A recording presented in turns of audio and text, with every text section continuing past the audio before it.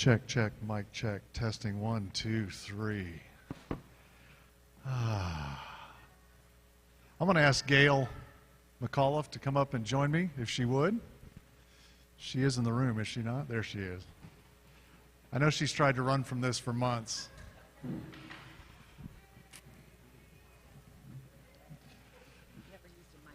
You've never used a microphone? No way. In all the days with Bob with your church in Pennsylvania, never used a microphone. You're in the background. Well, you're not today, Gail. Welcome to the spotlight. It's overrated, isn't it? Yeah. I'm going to let Gail introduce herself to those of you who don't know her here in just a split second. But I just want to say by way of introduction, this is one of the Wells' most valuable volunteers right here.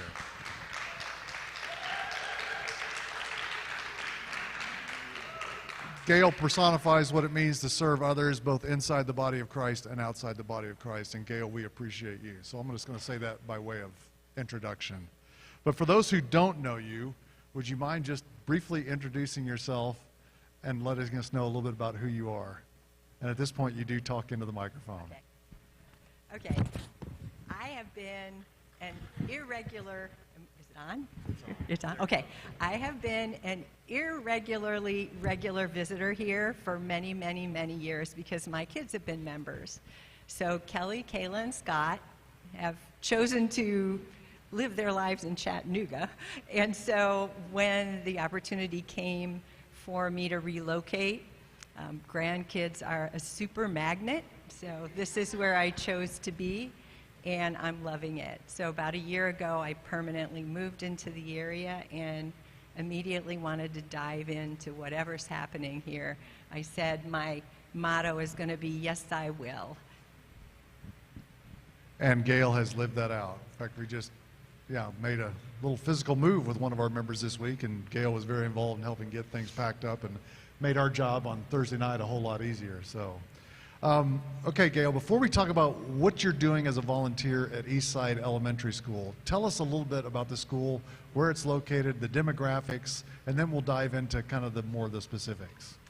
Okay, the school is located on South Lyerly, and that is, for reference, just a couple blocks from the corner of Main Street and Dodd. It's an elementary school, K-5, and it serves about 600 students with about 90 faculty and staff. The demographics, as I've been told, is about 65% Hispanic, about 20% Black, and then the rest would be Caucasian. Okay. Is Donovan's here. I'm going to ask you both this. In regards to Calvin Donaldson in comparison, it's a certain, what's the phraseology? Are the free lunch, free breakfast, is that very much in play?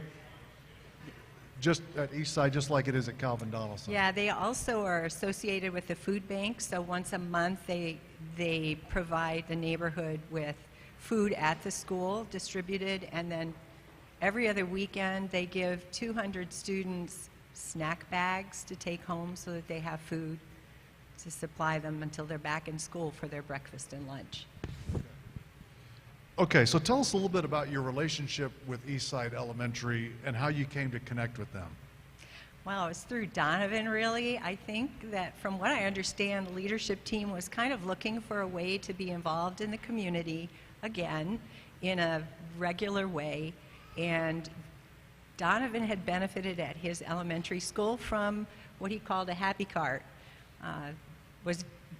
People would come in at a certain day of the week and drive around with this cart full of goodies, and the teachers were supplied with snacks and drinks to kind of brighten up their day.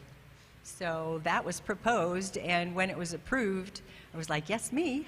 So since I don't work during the day, it was very easy for me to schedule with them what would be convenient as far as a time and a day. And so from October until the end of the school last year, I went every other week. So this may be a redundant question. If it is, we'll roll on. But is there anything else you want to tell us about what a typical Thursday looks like for you when you go to the school and do what you do at Eastside Elementary? Kind of what does that look like? What does it feel like? Okay, I kind of had free reign, so it was fun. I went and did the shopping. And we have over there a table that kind of shows you what I get. I make sure I have a drink for everyone, and we're talking 90 people because I serve the faculty and staff, and then a variety of snacks, both healthy and not healthy. I tried from time to time to mix it up, so when we did that 24th and Main, and everybody brought the goodies for us to pass out, and it was a rain day, there was so much left over. I took that the next week, and oh my goodness, I had 2 carts that I had to pull along, and they just loved it. My day would be to get there. They want me to come after lunch when all the students are back in their classrooms, so I would get there about 12:30 and set up the cart that they provide. I usually try to decorate it a little bit depending on what the holiday or the season is to make it kind of festive. And then I literally just go down every hall. The doors are all closed, so I have to knock, and some have doorbells. And then they have a student assigned to open the door, and it didn't take more than 2 weeks before they would just turn around and yell, "It's the Happy Kart teacher!" And so I would get these smiles every door that opened. In fact, there were some that opened with tears of gratitude. So it was such a boost to me to be able to take around stuff. They'd all gather around and do their little shopping thing, and I would have to, they were so careful not to overindulge. I'd have to say, "No, you need more, you need more." Is there homework in between your visits to the school? The homework is mostly just keeping track that I know what they like and that I'm providing more of it so that when I go the next time, people find their favorite soda or their favorite snack. I know a guy likes the blue Doritos and not the red Doritos.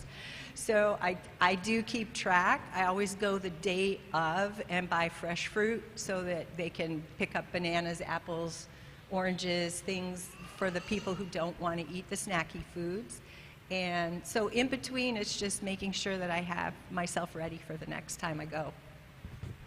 So you've touched on it. This may be a little redundant, but you touched on it, but I'm going to ask again, what do you find most rewarding about doing what you do every other Thursday? Oh my goodness, the gratitude. I, at the end of the year, received a whole packet of thank yous from various teachers and faculty. They do know it's coming from the well. Every week that I'm going to go, and I go on a Thursday, they put out an email to all the teachers and they say, "This is happening today at 1 o'clock, and it's from the well on the south side." So many of my communications include all of you because you are behind this gift that we're giving. Just to talk about you being behind the gift that we're giving, and Alyssa's not here this morning, is she? Or yes, she is. Alyssa, what is it that we spent last year on the Happy Kart ministry at Eastside Elementary? Just under $1,000. So when you think about ways where some of your money goes when you support local budget, and you got a church that says we're about fostering friendships, practicing compassion, and growing Christ followers, part of the mission statement drives the money, mission drives money, and we spend, like Alyssa just said, close to $1,000 in supplying this and being a regular presence at Eastside Elementary through Gale. I'll ask this one, I think it's the last question. How are you open to an assistant or assistants or people coming alongside you? How can they help make this ministry even flourish further? So, yes, I would accept help, but I want to go. Because I recognize these faces now and the smiles mean so much to me. But we kind of talked about maybe people would want to donate in actual goods, which is why we put the table out to just, I obviously am shopping at Costco and Sam's, so they're huge boxes of everything. But if you just put it on a recurring note on your grocery list, something for the Happy Kart, sodas, I wouldn't recommend the fresh stuff because I want to get that the day of, but any kind of snacks, Hostess, Little Debbie's, a lot of people have a sweet tooth and a lot of people have a salty taste that they want. So just about anything, but if you wanted to stop over there and then maybe just, we would have a place where when you came to church, if you had picked something up when you were grocery shopping. I really feel like they love variety, so I wouldn't want to dictate what anybody brings, because then, ooh, there's something new on the cart, and that really makes them happy. Very cool. So what we'll do is and next week we'll spiff it up a little bit more with a tablecloth, but that table we'll keep there on a regular basis. And like Gail just said, when you're out shopping at Food City or Publix or Aldi's or wherever, and you think, oh, I could get something to contribute to the Happy Kart collection, you can just bring it on Sabbath mornings and put it there. Put it right there. We're going to put a cart next to that over the next 4 weeks, by the way, starting next Sabbath. And that is a place that you can bring. So heads up, you can go ahead and think about this when you're grocery shopping this week. We are very involved in the Jefferson Heights Trunk or Treat celebration that they do every year. And that's coming up, obviously, October 31. And candy's expensive, so many purchasers make bill light. And so we'll have another cart there next week as well, where you can put bite-sized candy and stuff like that for the Trunk or Treat celebration on October 31. So the Happy Cart will stay there year-round. The Trunk or Treat cart will be just seasonal. It'll be there for the next 4 weeks or so, moving into October. So just wanted to let you know about both of those. Gail, thank you. Thank you for being willing to share and getting up behind the microphone. It is kind of a rush, isn't it? It's kind of an adrenaline, yeah. Donovan, thank you for connecting us with Eastside Elementary. I've said this to a couple of you, and I haven't been yet. I meant to go this week and didn't get around to it, but you can hold it to me and ask me about it next week. I plan to go visit the school early this coming week, because I want to come and volunteer there one day a week as well, to begin to further leverage this, not leverage, that's the wrong word. I want to further develop this relationship with Eastside Elementary as a church.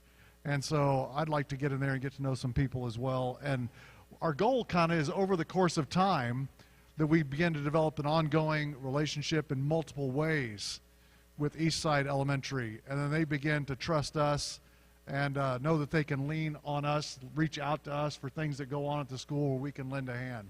Kind of build that relationship even further going forward. But Gail, thank you for being a pioneer.